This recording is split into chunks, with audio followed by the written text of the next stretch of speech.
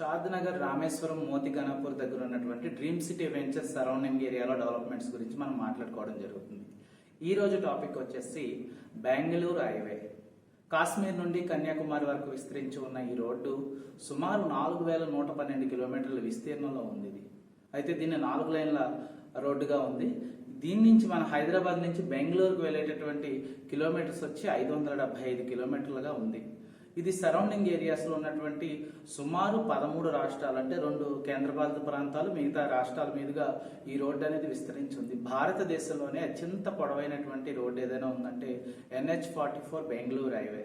దీని యొక్క 4 లైన్ల ద్వారా ఏంటంటే రద్దీ ఎక్కువ అవడం వల్ల దీన్ని 6 లైన్లు రోడ్డుగా విస్తరించాలనేటువంటి ప్రతిపాదన NHAA, national highway authority of India వారు నిర్ణయం తీసుకోవడం జరిగింది. దీంట్లో భాగంగానే కేంద్ర మంత్రి నితిన్ గడ్కరీ గారు శంకుస్థాపన కూడా చేయడం జరిగింది. దీనిలో ఇది ఏ రాష్ట్రాల మీదుగా వెళ్తుంది అనేది మనం ఒకసారి చూసినట్లయితే శ్రీనగర్ కాశ్మీర్ నుండి కన్యాకుమారి తమిళనాడు వరకు కూడా విస్తరించి ఉంది.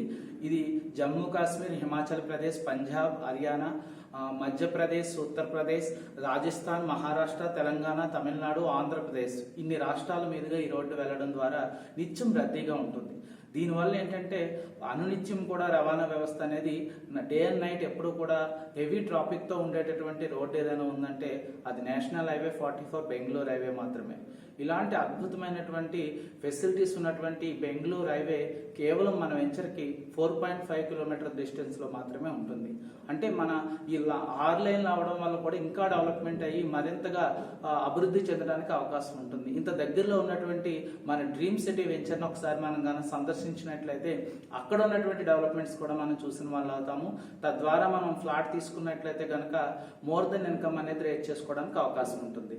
Thank you to one and all. నమస్కారం.